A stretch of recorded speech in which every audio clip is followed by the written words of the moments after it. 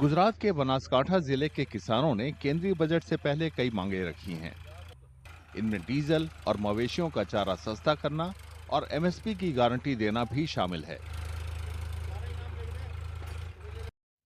बनासकांठा न सिर्फ देश बल्कि एशिया में सबसे ज्यादा दूध उत्पादन करने वाले जिलों में एक है। दूध कारोबारियों का कहना है कि सरकार मदद करे तो उनका कारोबार और बढ़ सकता है। हमको सरकार से ये उम्मीद है कि जो हमारा पशु आहार जो आ रहा है गाय भैंस को खिलाने के लिए, उनमें टैक्स फ्री होना चाहिए।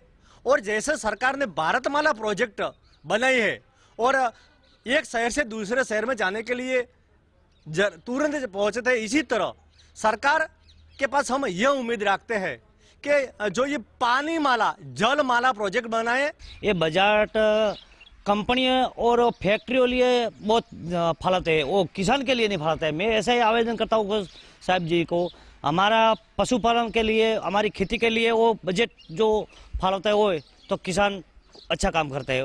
और किसान के लिए बहुत दिक्कत आती है, क्यों पानी नहीं है, घास चारा विचा लाते हैं, हम सब पूरा ही किराए से लाते हैं। तो सर मैं ऐसा बोलता हूँ कि आपका बजट हमारे फेवर में तो जो आता है तो हमें और अच्छा रहेगा। कई लोगों का कहना है कि बजट में दूध कारोबार से जुड़ी मशीनों पर सब्सिडी मिलनी चाहिए। वे बिजली दरों में भी कटौती चाहते हैं। जो मिल्चिंग मशीनें पशुओं के लिए आते हैं, शेड बनाते हैं, उसमें सब्सिडी की जो वो टकावारी है वो उसमें भी बढ़ोतरी करे तो किसानों को फायदा होता है। और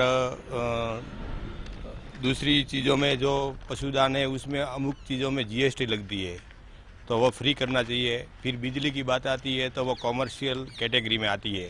हमारे यहाँ पानी का तल बहुत ऊंडा गया है, इससे पशुपालन में दूध का दाम कम पड़ता है। और राजस्थान में जैसी तरह 2 रुपया सब्सिडी मिलती है, ऐसे गुजरात में पण 2 रुपया सब्सिडी मिले तो किसानों को राहत मिले पशुपालन हो।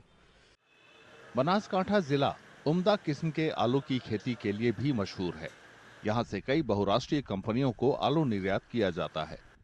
किसानों की मांग है कि सभी फसलों को एमएसपी की गारंटी मिले। सभी फसलों को एमएसपी की जो गारंटी का कानून बनाना चाहिए। जो कानून के तहत जो हम पैदावार फसल तैयार करेंगे तो पूरा दाम मिलेंगे। किसान को बहुत दिक्कत हो रही है, वो ठंडी में, धूप में और सर्दी में वो काफ़ी मेहनत करके अनाज पैदा करता है और इस देश के जो करोड़ों लोग जीवा जून का वो पेट भरता है। तो उनको सही दाम न मिलने से कई बार किसान आत्महत्या कर लेता है और उनके परिवार काफ़ी कठोर स्थिति में हो जाते हैं। कुछ किसान महंगे यातायात को खेती के विकास में रुकावट मान रहे हैं। बजट में हम कहना चाहिए कि ये डीजल का दाम दिन में दिन बढ़ रहा है, तो हमारी मांगे ये है कि वो किसानों को डीजल मिल रहा है उसमें सब्सिडी मिलना चाहिए और उसमें सब्सिडी मिलने तो किसान को पहुंचना चाहिए, न कि लेकिन किसान को नहीं बढ़ता। बहुत परिवर्तन महंगा हो रहा है, दिन में दिन महंगा हो रहा है। सरकार से हमारी बहुत मांग है कि डीजल में किसानों को सब्सिडी मिलना चाहिए। बनासकांठा जिले के मवेशी और सब्जी किसानों को उम्मीद है कि केंद्रीय वित्त मंत्री निर्मला सीतारामन के बजट में उनकी मांगों को भी ध्यान में रखा जाएगा।